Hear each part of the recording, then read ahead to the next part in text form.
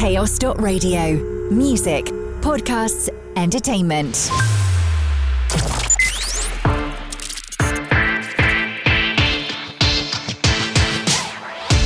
Hello and welcome to the latest edition of NEWSWAVE, written, produced and recorded in the heart of Cornwall by the team here at Chaos Radio. I'm your host Tom Howe, and I'll be guiding you through some of the insightful guests and exciting news content that we've enjoyed across Chaos Radio this past week. On today's bumper show, we join Mike Taylor, Managing Director at Cornwall Gold, to dive into the fascinating story of Tolgus Tin.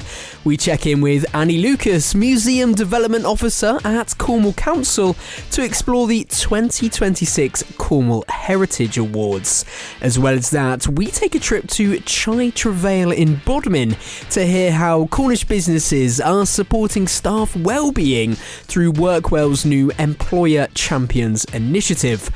We also hear from Phil, a visually impaired punk rocker whose preparations for the London Marathon while raising awareness of sight loss have been turned into a documentary. And if all of that wasn't enough, we welcome Sue Edwards from Gorran Haven to preview her charity fire walk in aid of the Mind charity and visit the grand reopening of Jewson St Austell to meet some football legends and the Dulux dog. NEWSWAVE. Now, it's time to talk Tolgus Tin, the tin created at Cornwall Gold's world-famous Tolgus Mill. Back in 2014, Cornwall Gold had regenerated the mill to the point where it could produce tin for the first time in decades. Now, much of the concentrate went towards the pure, shiny white tin used in Tolgus jewellery, but some of it was held back. That last tin was smelt with the help of Wheel Jane on Monday, in an example of how Cornish mining businesses are still working together centuries on from their heydays. To talk us through the story and what the future holds, we're joined today by Mike Taylor, Managing Director at Cornwall Gold. Hello, Mike. How are you?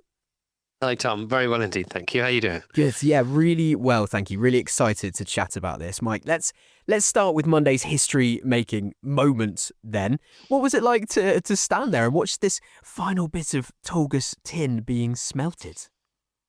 It was great. It was quite emotional, actually. We're so fortunate to be able to work with Clifford and the guys at Wheel Jane Laboratories, who have been, desperately keen to do whatever they can to help us, to help the Tolgus heritage. And, the Tolgus Mill is a huge part of what we're doing in Cornwall Gold. The idea that people come and visit us, treat themselves to something special, take home a piece of Cornwall, but really importantly, leave some money to help us regenerate this, this last remaining really special bit of Cornish history is fantastic. So it really all came together in that moment in the amazing furnace, going up to thousands of degrees C. It was a really lovely moment. Wonderful. Now, Tolgus Mill is Grade 2 listed, and if I'm right in saying is the last working tin streaming mill of its kind in Europe. Can you talk us through the history behind it and the work that took place as well to restore its operational status? Yeah, of course. So people have been finding tin, taking tin and other precious metals out of that stream that goes from Rydderith to Portree for literally thousands of years. Romans have been doing it, Bronze Age people have been doing it, and all the way through. It really stepped forward about 150 years ago when the mill grew with loads of amazing machines, real make, do and mend Cornish engineering, industrial attitude to just get better and better at extracting the actual tin from the tin ore that comes out of the mines all across Cornwall. So that's been going on for hundreds of years, decades, in various guises.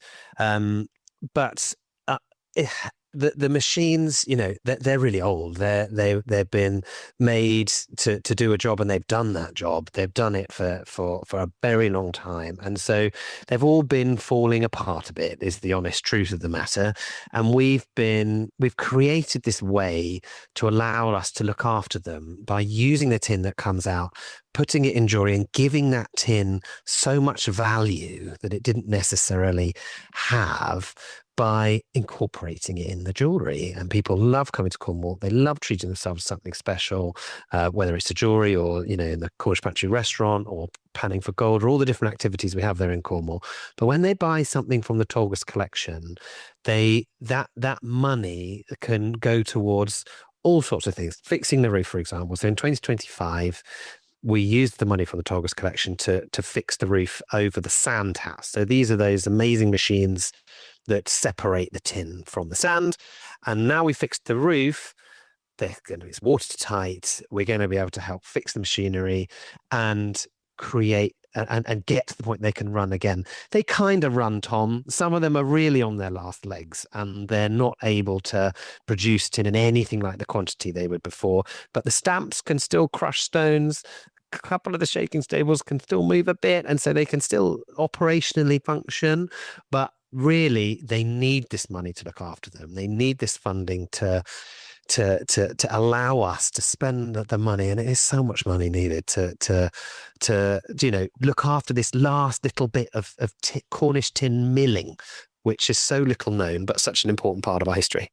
And you don't get any public funding to look after it, though, do you? How much of a challenge is it then to keep the place going?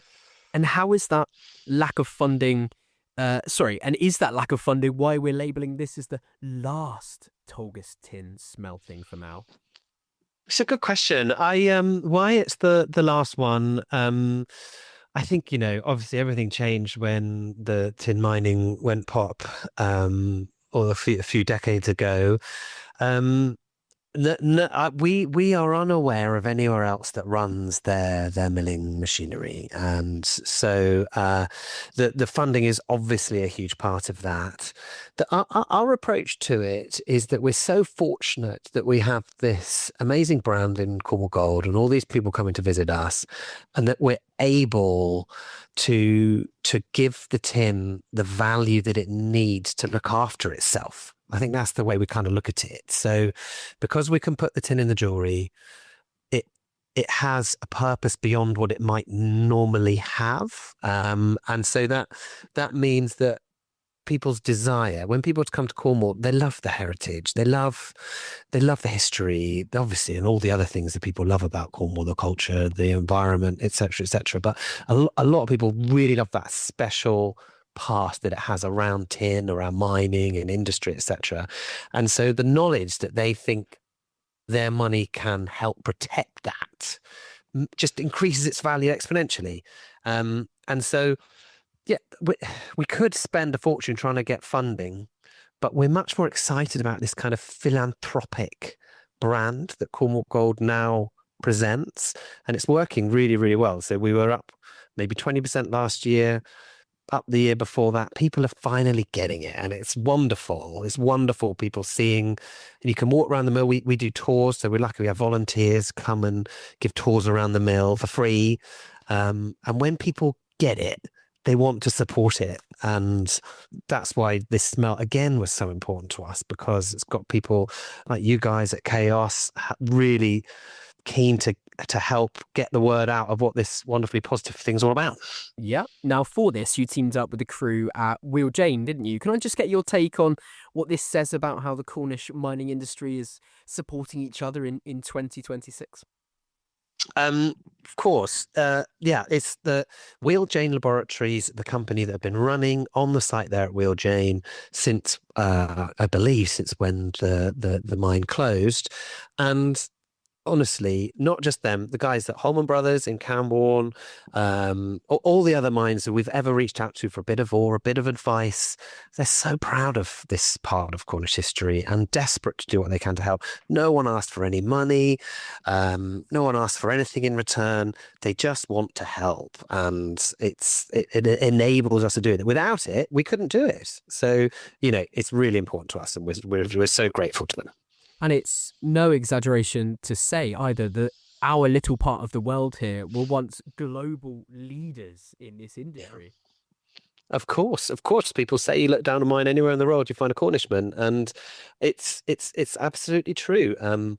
The Uren brothers who originally set up the mill in its current guise, they'd been to Australia, they'd been mining in Australia, and they found the gold that enabled them to set up this mill. So definitely, Cornish tin has for as time immemorial been a global enterprise. It's something to be really, really proud of.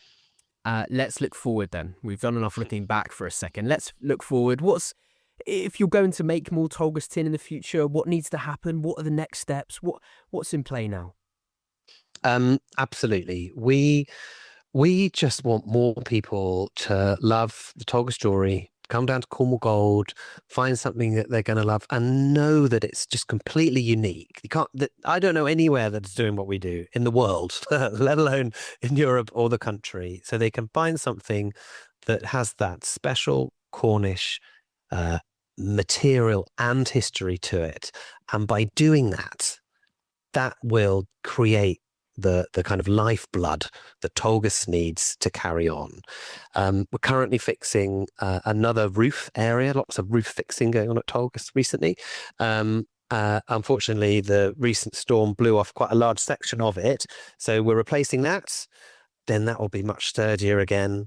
And then it's a case of helping with the machinery. Again, the guys at Wheel Jane Labs, there's some incredible brains there. And they're desperate to come and tinker with our machines, get them running more effectively again. And, the mill has always been make, do and mend. It's not like people said, right, we've got millions of pounds, let's create this incredible, incredible factory. They always said, right, we can do this, and then we can do that, and we can do a bit this, and we can do a bit that. And we're still doing it like that now. So we've got a plan to fix the roof. Then we just need one of the shaking tables up and running. Then, and because the stamps are going, they can go, but we need to make them a bit more efficient. So, we can tweak them a little bit. There's the slime pits, which aren't a bit nicer than they sound, but they're not far away from being fixed. It doesn't need a lot of money to fix those bits. So slowly but surely, we're confident that in, I don't know, worst case scenario, 10 years time, if people keep doing what they're doing, the growth keeps going as it's going, we'll then be up and running to be once again creating enough tin oxide in a smeltable form to be able to get some more shiny white tin out of it. Incredible. For any of our listeners then who might be interested in perhaps finding out more or visiting your sites to support the work that you're doing, can you just remind us where you're based and where further information can be found as well? Of course. So Cornwall Gold, all on one big unique site just outside Redruth, between Redruth and Portreath.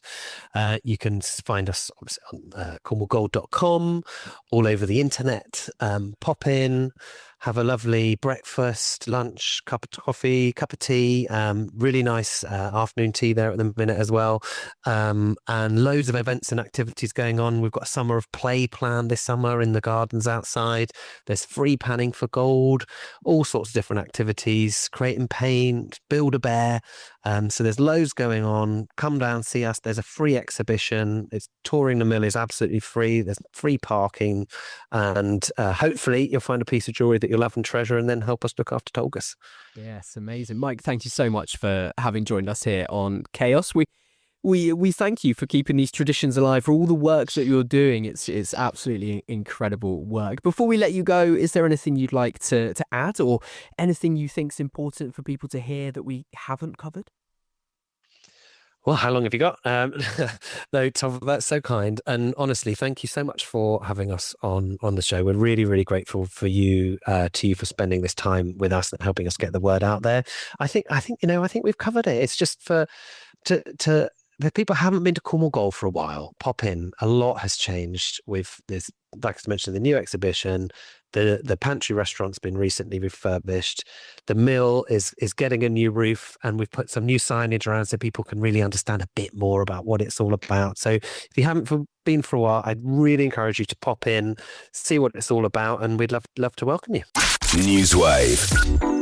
Right, nominations are now open for the 2026 Cornwall Heritage Awards. The annual events will be taking place at the Maritime Museum in Falmouth this May, and Annie Lucas, Museum Development Officer at Cornwall Council, joined Cheryl Gordon to explain what it's all about.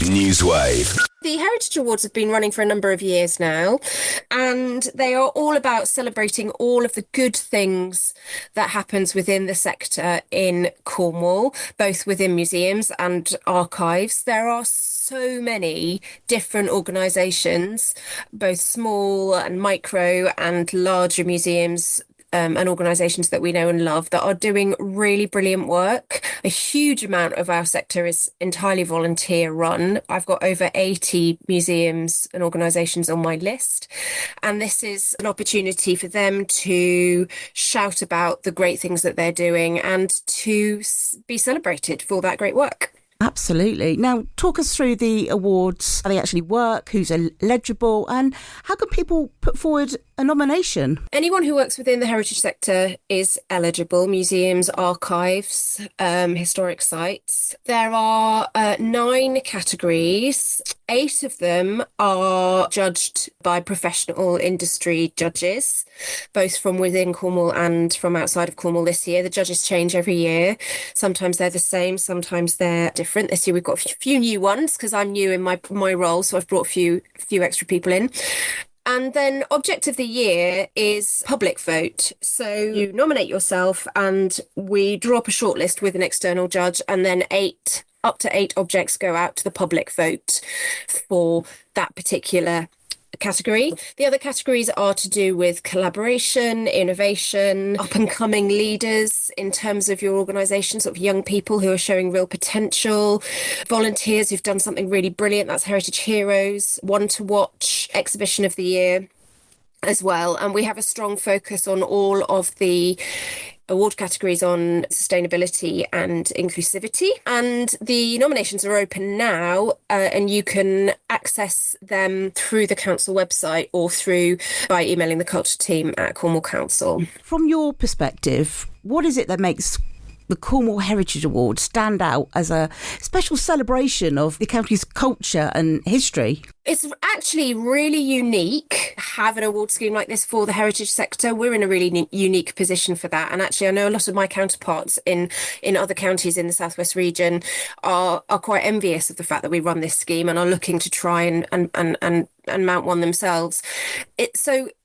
In that sense, what we do is really unique, but I think it also shows how much we value the work that is going on here and how proud we are in Cornwall of our heritage, which, is understandable given that we have a very unique cultural heritage, both tangible and intangible. But this year, I think it's especially important given that the Cornish language has just been promoted in status in terms of its protection. It's been moved up a grade to Part 3. So it's as protected now as Scots Gaelic and Welsh and other Celtic languages. And so this year, I feel that what we're doing is even more sort of important in celebrating Cornish distinctiveness, if you like, what we do here that's different and special compared to everyone else. I have to agree with you with that. With being a Cornish girl myself, I think it just makes you proud, doesn't it, to see these moments and how we can shine just like Absolutely. Anybody else, really. Yeah. One category we're really fond of here at Chaos is the object of the year, which is chosen by the public vote. When can people expect to see the shortlisted entries revealed? Object of the Year voting will open on the 16th of March, and it will be open until the 13th of April at midday. So our general applications and award nominations will close on the 9th of March, and we'll do a quick whiz round shortlist with our judge, who's actually my counterpart in Devon, so the Museum Development Officer in Devon. There's only one of us in each county, so she's going to judge the shortlist, and then we will publish the shortlist and push it out for people to vote on. And the overall theme this year, in line with what I just said around kind of Cornish distinctiveness and who we are in Cornwall in general, is community and belonging. So the object of the year this year is something that we want to see nominations that have either been used to engage the community around them in a really interesting way, or that represents an aspect of the Cornish community, either an underrepresented echelon of our community or something else, something to do with feeling like you belong and in Cornwall. And we know there's quite a diverse community in Cornwall as well. Well, beyond the awards themselves, what other projects or initiatives are you excited about that are helping to celebrate, protect Cornwall's rich heritage? I'm working with National Maritime Museum on developing a really interesting exhibition on smuggling, which is something that everyone thinks they know a lot about, but actually the kind of truth and the nuanced truth of that subject is very, very interesting. It's not all Daphne du Maurier and Poldark. It's actually, some really, really hot topics, political. It's really quite sort of interesting. And especially when you look at that subject in the context of modern day smuggling as well, and contemporary attitudes during both time periods. And actually, it's interesting I'm mentioning that because the Maritime Museum is where our awards are going to be held in May. And I'm also working with some dress and textile experts to try and tell the Cornish story and social history through really unusual items of dress that are hidden in our amazing museums across Cornwall. That's a project called Uncovered. So I'm really excited about that as well. I can see you writing a book about all of these factors, Annie, especially the smuggling one. So let us know here first at Chaos Radio when you've written it, and then we'll catch up with you again. Annie, it's been really lovely having you with us. Before we let you go, could you remind the heritage organisations how they can get involved this year and when the nomination deadline falls? So the nomination deadline is Monday the 9th of March. So we've got a couple of weeks to go. If you Google Cornwall Heritage Awards, that should take you to the council webpage that has the links to the application process. But if that doesn't work, you can email me, annie.lucas@cornwall.gov.uk, and I can send you the paperwork. NEWSWAVE. Right, you're listening to NEWSWAVE here on Chaos Radio with me, Tom Howe. It's time to talk WorkWell, a support service for people finding work difficult due to their health. Now, they've launched a new Employer Champions initiative to celebrate the many Cornish businesses that are signing up to the scheme. Mia Howlett went along to the event to hear from the project team, the business leaders and organisations investing in the welfare of their staff, as well as people who had benefited from the support, like Jacob, a horticultural therapist at Chaos Farm. NEWSWAVE. I received an injury whilst at work that was so debilitating that I was unable to work because of it, and given the very physical nature of my job.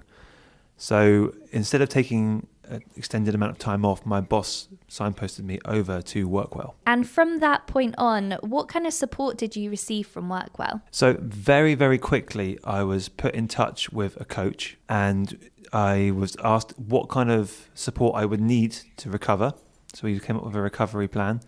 I then found a practitioner who was able to support that recovery, and I put the two of them in contact, and all the finances were sorted within probably 48 hours, and I had the sessions all booked. That seems like quite a quick and easy process. It was incredibly streamlined and smooth. I can't explain enough how I went from talking to having two separate conversations to being already on the path to recovery. So looking back on your journey with WorkWell and the whole process, how would you say it was for you? Well, given the stress of being off work with a quite serious injury, it was not only helpful but really comforting and supportive in knowing that it was so easy to access help. And if people are in a place where maybe they're out of work and want to get back into it, or they're in work and they need that extra support, what would your message be to them? Really don't hesitate. Our health is so important, and for me within my work it was actually a big part of my identity.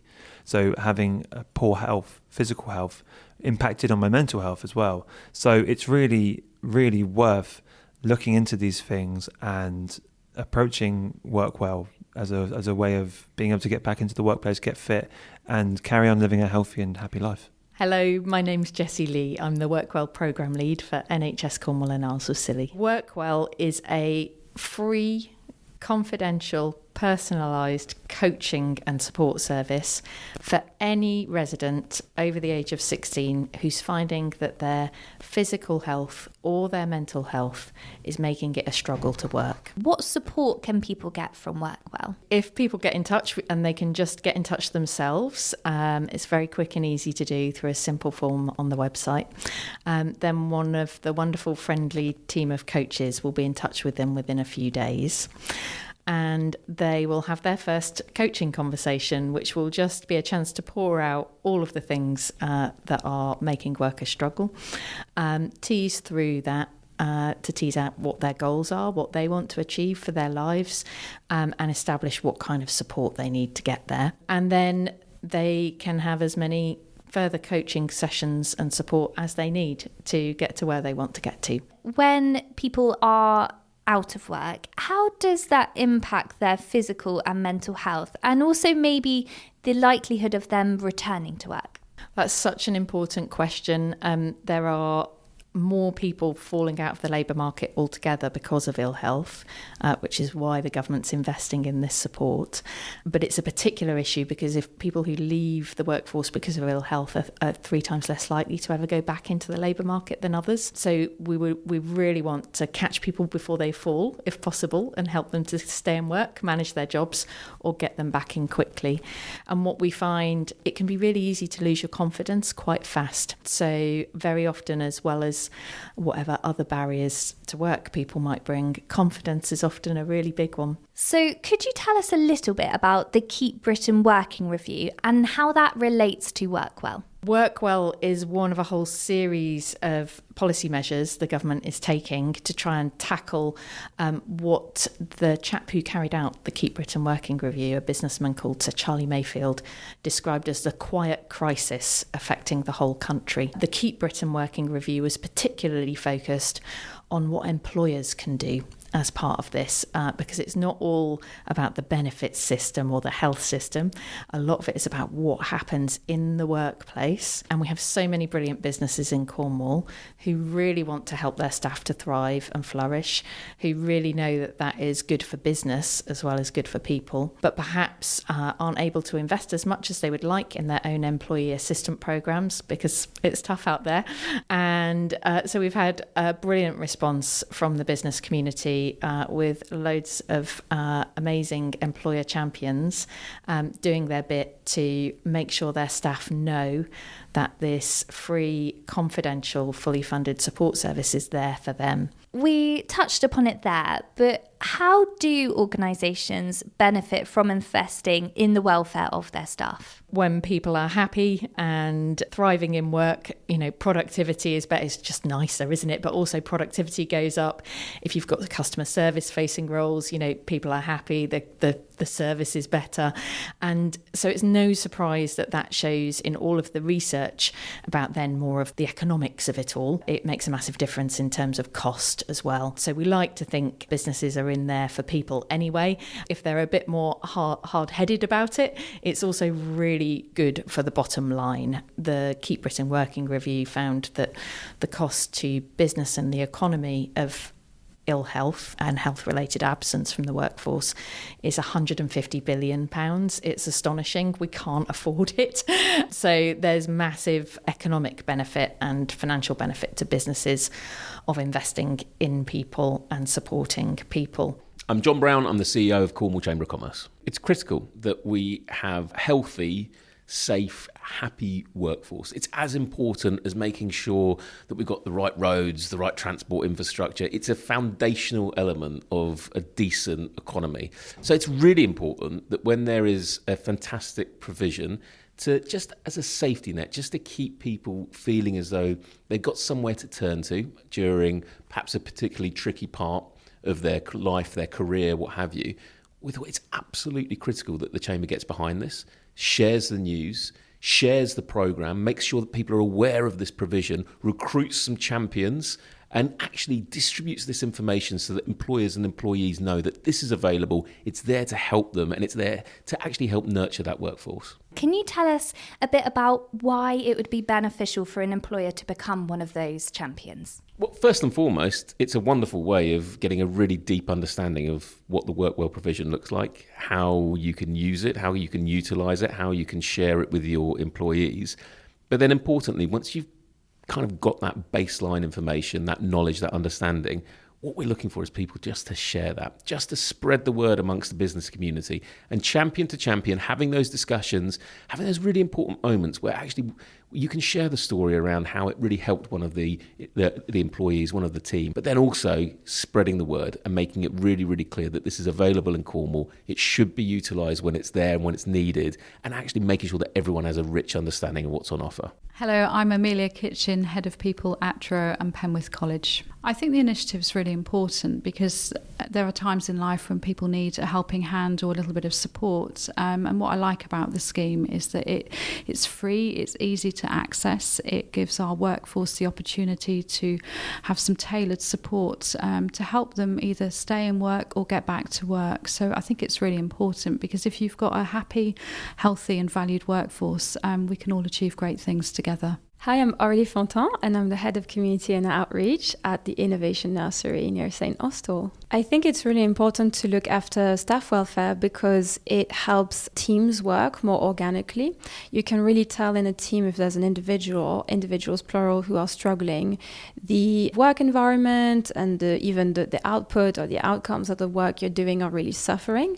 And so that's not great for the individuals themselves because it creates a sort of cycle of, lack of self-confidence and in the company and in the work that they're doing.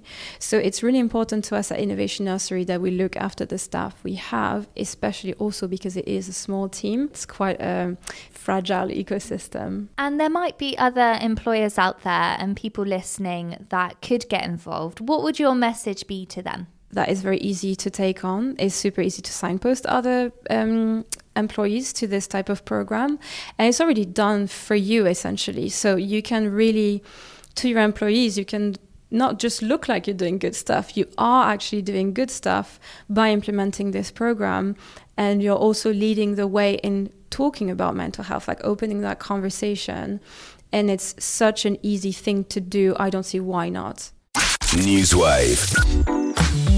Now, a 68-year-old man who is severely visually impaired is training to run his first ever marathon. On the lead up to the London Marathon this April, Phil has teamed up with documentary maker Ruben to raise awareness of sight loss and money for the RNIB charity. They join me to share their journey and how it all began. NEWSWAVE. I think it was last year when I ran the Bristol Half Marathon with my guide runner Julia, who had run the London Marathon previously. And at the end of it, I said, well, it's only twice the distance, isn't it? And you always fancy doing London again, don't you? And she sort of thought about it and said, let me sleep on it.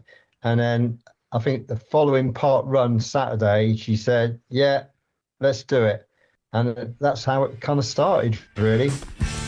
A lot of people have asked me, how am I going to do this marathon? Well, I will be in the hands of Julia, my guide runner, joined at a tether. She's holding one end, I'm holding the other. To me, to you, we do it Chuckle Brothers. I'm not going to break records. It's not about that. At the end of the day, I just want to finish.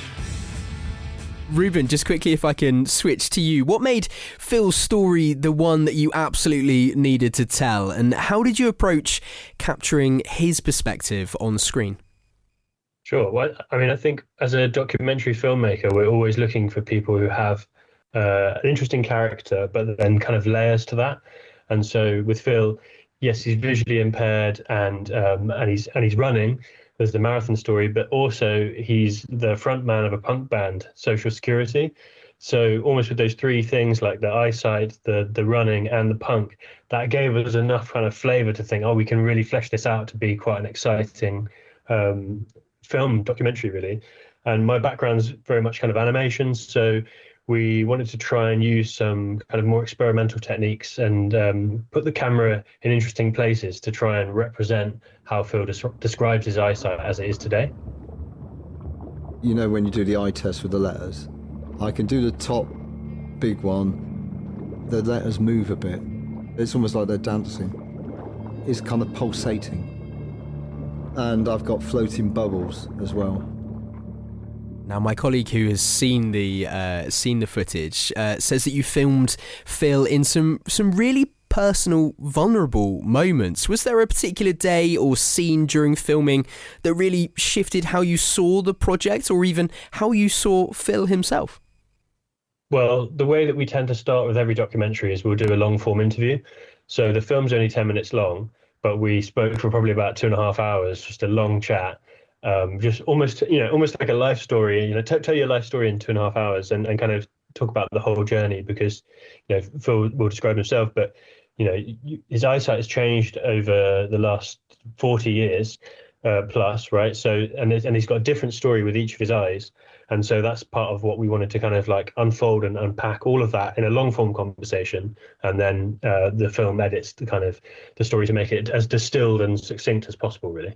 Oh, it's remarkable. Phil, if I can come back to you for a second then. You describe yourself as severely visually impaired rather than completely blind. What do you wish people better understood about what that actually means in day-to-day life? Well, I am registered blind, but because a consultant up in Bristol was able to put an artificial lens and artificial iris in my left eye, which got damaged. Actually, it was 50 years ago, the summer of punk, 76. Very hot summer as well. Some people will remember. But it has afforded me, this artificial iris, artificial lens, a little bit of light so I can kind of make out sort of spectres and a way to sort of differentiate large shapes. But yeah, watch the film. It's far better way rather than me trying to describe it now. Excellent. No, good plug. Well done. Looking ahead to Marathon Day then, what does crossing that finish line represent to you as a runner, as a filmmaker, as two people who've now been on this incredible journey together? Do you want to go first? No, go on. You're going to cross the finish line. I'm not running it. I've been filming it. Well, that's all I really want to do is just finish. So I'm very lucky. I'm in the capable hands of a very good guide runner, Julia, who's been my guide runner for a few years now. And we've done a few events. We regularly do park run. All being well, we'd be running at Torbay Villa Park tomorrow. Hopefully it won't get too icy and get called off.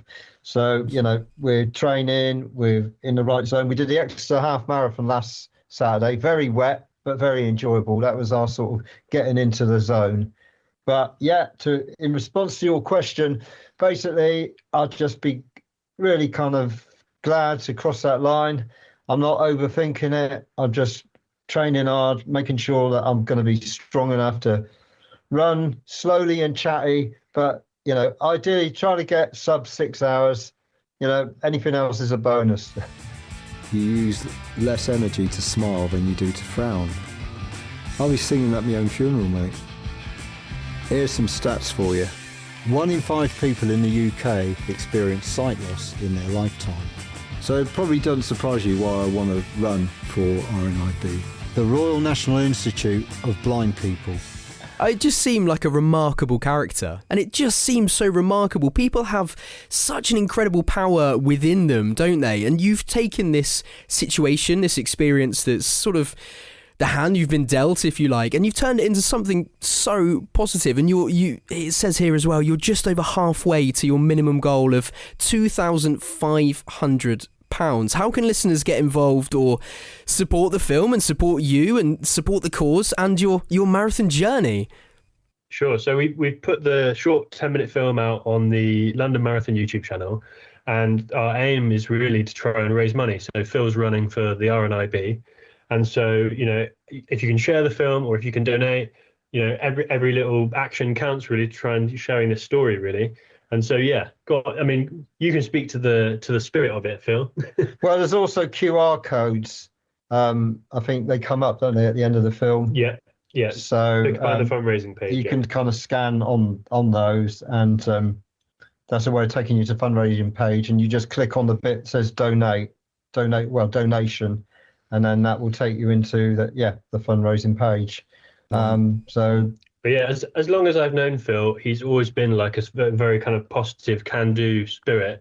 And I think, why we wanted to lean into the idea of the punk story is it is that kind of anarchic, can-do attitude. Like, I'll have a go. You can't knock me down. I'll just get straight back up again. And I think, that's really the underlying spirit that you'll see in the documentary. Amazing. Yeah, really looking forward to watching. Just quickly, I think it's probably important to just raise some awareness of RNIB and how important raising money and raising awareness of the great work that they do is as well. So just maybe your experience and where that money might be going as well to help so many people around the country. Yeah, I guess it helps people in different ways, really. There's that great stat you say, 1 in 5 people in the UK will experience sight loss in their lifetime. And, I think part of why we wanted to make this documentary was also to raise awareness of the spectrum of sight loss as well. I think, many people maybe just think, you're either sighted or you're blind, but there's such degrees of visual impairments and everyone has different experiences. And the RNIB do a really good job of both communicating that and then providing support for people and their families, wherever they are in that journey. Some people's eyesight, degrades over time. And so that experience is a constant moving target. And they do really, really great work there. And I know you've done volunteering with them, haven't you? The RNIB, like events and things like that. Yeah. Because they kind of put on connect groups throughout the country, really. And I was in a band, actually, of all visually impaired people bar one. Our bass player was fully sighted. And we were called the Retro Mates. We were just doing covers, but it was good fun, and we played a few events in support of the RNIB. So again, it's kind of raising awareness and being quite inclusive. So as Ruben said, it's about engaging not just with people living with sight loss, but their family and friends and other people, and giving confidence and encouragement to other people who can sometimes feel quite isolated when they first come to terms with dealing with sight loss as well. So all those kind of elements, really. Well, look, what a remarkable life you're having. With your punk bands, your marathon running, your fundraising, and you're doing it all with a smile on your face as well. So look, thank you so much. We can't wait to check out this short film, this documentary, and we'll make sure we share it around as well, so as many people as possible can enjoy it too, and hopefully get you over that fundraising target as well. And we'll all be cheering you on in a few months' time as well. Oh, it's coming up quite quickly, isn't it? Actually, it's not that far away. Yeah. It's 7 weeks on Sunday. Wow. Okay. Yeah, it sounds real when you say it like that, doesn't it? Yeah, it absolutely. Very 72 days. That's all. Crikey. Well, look, very best of luck with everything moving forward. Just at this point, is there anything else you wanted to add that you think's important for people to hear? Anything we might not have covered at all? So search An Exercise in Perspective, and you'll find it on the London Marathon YouTube channel. It's a 10-minute doc. Give it a watch. Give it a share, and if you donate, we'd love to have your support. NEWSWAVE. Now, it's time to turn up the heat here on Chaos Radio, and that's because on March the 14th, Sue Edwards from Gorran Haven will be taking on a sponsored fire walk to raise money for Mind, supporting mental health services right the way across Cornwall. To tell us more about the challenge ahead of her and the meaning behind it, I'm delighted to say that we're joined now by Sue herself. Hello, Sue. How are you? Hi, hello. Oh, look, it's an absolute pleasure to have you here with us on Chaos Radio. Thank you so much for joining us.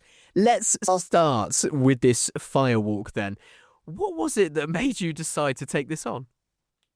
Well, I saw that it was advertised to do a firewalk to raise funds for Mind. And I've always been curious about firewalks. I've always thought I'd quite like to have a go. I'm going to be 69 on Friday, and I thought if I don't do it now, I never will. So put myself forward for it and advertised to get some sponsors. And as for Mind, I think because of myself, because of some family and friends who have suffered from mental health problems, I thought it was an extremely good cause to do this for. I think people that suffer from mental health, and I think especially in Cornwall, there isn't really a lot out there for them. you can go to your doctor who can prescribe your medication, but I think we need more than that.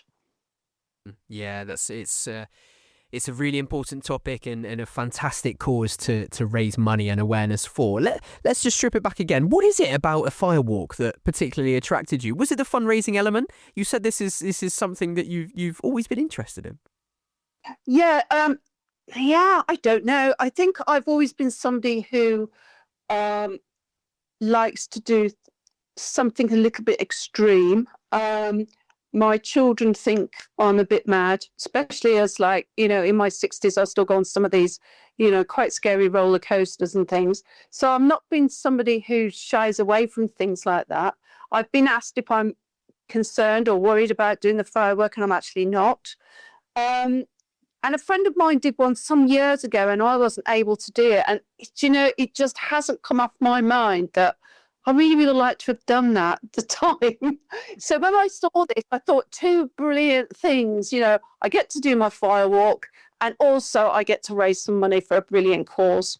How on earth do you prepare for a firewalk? Because for a marathon, you know, you do longer and longer runs, and you'd be in the gym or whatever it might be. For a long distance swim, you do similar, but in the pool, wouldn't you? How do you prepare for a firewalk? Are you chucking coals over your dining table or whatever it might be?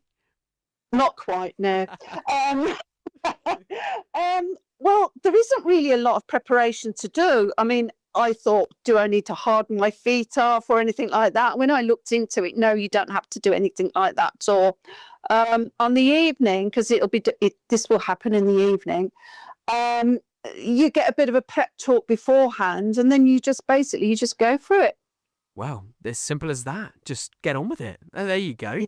And you touched upon it just then. Mind is one of a number of charities doing amazing work to reach people who are going through some of life's most difficult challenges across Cornwall, but also around the country and around the world too. Mental health affects every single one of us, doesn't it? Yes, it does. Yeah. As I say, I've had problems myself in the past. I know family and I've known friends, especially through when they were having lockdown and that sort of thing. You know, a lot of things came to the surface for people. And yeah, I just thought this is something well worth doing. And I'll be quite, where I live in Gorran Haven, I'm on the committee for the village hall. And because the community around here are absolutely brilliant when it comes to a charity. So I thought, I'm going to do something. It's my turn. Oh, no, well done. And remiss of me a second ago, you mentioned your birthday. Happy birthday for Friday, Sue, for all of us here at Chaos. How much then are you trying to raise? Have you put a number on it? What are you hoping that the donations will work towards achieving as well?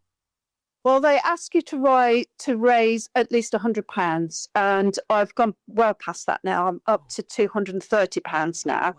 Wow. So and to be fair, I was more concerned about raising the money than I was about doing the firewalk, to be fair. So that's gone past that. So I'm not worried about that anymore. And even though it's great, more donations I get, obviously, for this brilliant cause, the better. So it was. So they asked you to raise at least £100, but I'm well past that. And also the evening we're going to do at the village hall, the mentalism evening. We're hoping to raise more money. There'll be a raffle, and all the proceeds from that evening will also go to Mind.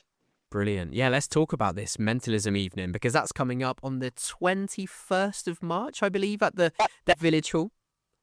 That's right. It's a week after I've done the firewalk. So we're hoping to, before the show starts, we'll have the screen up, and we'll just have some pictures and some videos of me doing the firewalk. And hopefully at the end of it, I'll be cheering myself rather than, holding my feet because I've burnt myself or something.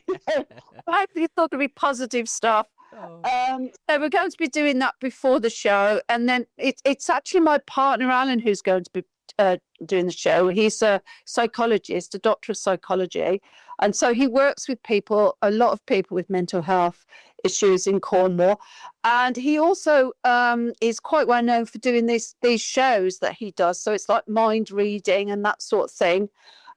So we're putting the show on and raise even more funds.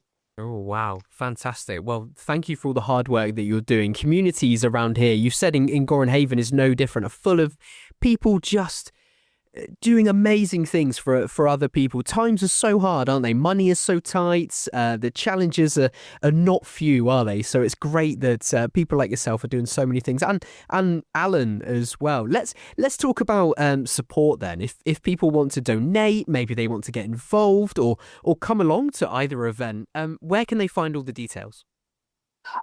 Well, if they want to make a donation, if they go to justgiving.com /page/Sue Edwards, they can make a donation that way.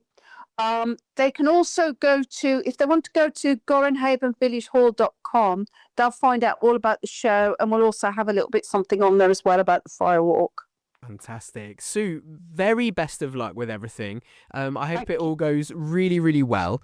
And do your best not to, I don't know, I can imagine if I started doing it, I'd be like, ooh, ow, ow, or swearing or something. You got to be mindful of your audience and making sure you're not, there might be children there. So just try and keep your cool as much as you possibly can. We wish you the best of luck. Before we let you go, is there anything you'd like to add or anything important that we haven't touched upon that you think important for people to hear? No, I think I think we've covered everything, haven't we, really? I mean, at the moment, I'm saying I'm not concerned about it. I do say to myself, when I was standing there about to take that first step, how will you actually fall? And I think probably my attitude is just get on with it. Yeah. So I probably will basically just get on with it. Brilliant. It's not just you, is it? Are there other people doing it too? Or? There are other people.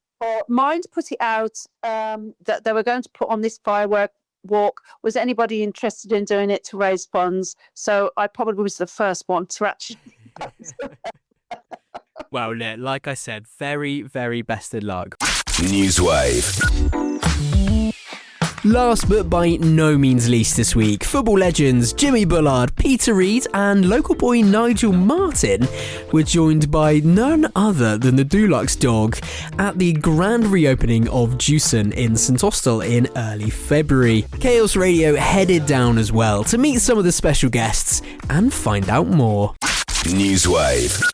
I'm Steve Wickett. I am the branch manager here at St Austell. And I'm John Carter. I'm the CEO of Stark UK, which has Jewson's within the stable of businesses. It's the largest brand that we have. So the build up of this has been in the making for 2 years.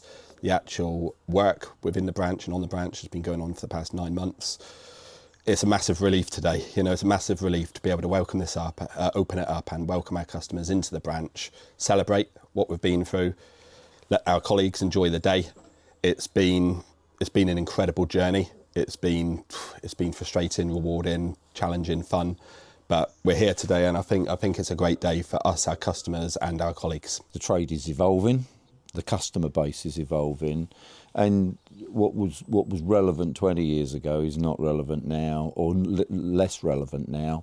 And therefore we've got the work we're doing is really about future proofing, and we've introduced a number of aspects into this branch that we think will resonate with the emerging builder or the younger builders coming through, as well as obviously the traditional builders that's been our customer for many years. So it's about relevance, and it's around attracting new customers and retaining existing. But Steve and the team here had a really good branch as a foundation. We sold 6,000 different products from the branch. We've increased that now to 10,000, and the important thing of that is it becomes more attractive as a one-stop shop. So the builder can get everything they want to fulfil their job, which saves them time in the long run and makes it more convenient. We've got a good repeat business within the branch. The community is massive. We support the community wherever we can, but as for our tradespeople, we see the same faces time and time again. So every morning I could probably tell you who the first 5 customers are going to be every single morning without fail. They're in. I know their coffee orders. I'm at the machine. I'll help them. I'll get that ready for them just to sort of try and get that feel there. Having the amount of stock we've got in the branch, and John said it just now, for me, the one-stop shop model is what we strive to be, because we've got everything within the branch to, we can go from the ground right up to your roof and you've got the complete build. So really you don't need to go anywhere else, For the brand, it's all about the branch manager. Now, we're really lucky to have Steve, and I say that openly, because great managers attract great people. Great people tend to give great service. Customers respect that service and keep coming back. So what separates us or differentiates us is our people and their attitude. So we recruit on attitude, and that the customer recognises that. The branch manager going getting the customer coffee is what we're all about. We're national merchants, but it feels like a local branch. We've got 33 people here. I would say at least 20 of them live within a mile and a half of the branch. It's really important to us that we create these jobs and we continue to do so and keep people employed within St Austell and the surrounding areas. So since Stark bought the business back in March 2023, the journey that we've been on is to decentralise the business and put more emphasis and empowerment with the branch manager, less centrally driven and more locally driven. And we think that's a model that works really well. What Steve does in this local community is the most important thing to us. What goes on in Inverness, people of St Austell don't really mind. So it's all about the local focus for us. It's important for us to say that this isn't the finished article. This is a step in a journey, and we will always encourage Steve and his team to continue to evolve, to continue to add products that are relevant and services where the customers really value. So it's not a finished done deal. We're on a journey. NEWSWAVE. Okay, that's all we've got time for, I'm afraid, on this week's edition of NEWSWAVE. A big Chaos Radio thank you to Mike Taylor at Cornwall Gold, Annie Lucas at Cornwall Council, Phil and Ruben, the duo behind the Exercise in Perspective documentary, to Sue Edwards, who's fundraising for Mind in Cornwall, and to everyone who joined us at the launch of WorkWell's new Employer Champion initiative and the reopening of Jewson St Austell. And as ever, a final thank you to you for listening and helping support local journalism to thrive. To catch up on all our coverage, as well as to check out our extensive back catalogue of interviews and shows, do head on over to chaos.radio. And remember, if you have a local news story that you'd like to share with us, email news@chaos.radio or search Chaos Radio UK across socials. That's it then. You're up to date here on Chaos. I'm Tom Howe. Thank you so much for listening. Whatever it is that you're doing in your community this week, as I always say, be sure to add just a little bit of chaos. NEWSWAVE. Chaos.radio. Music, podcasts, entertainment.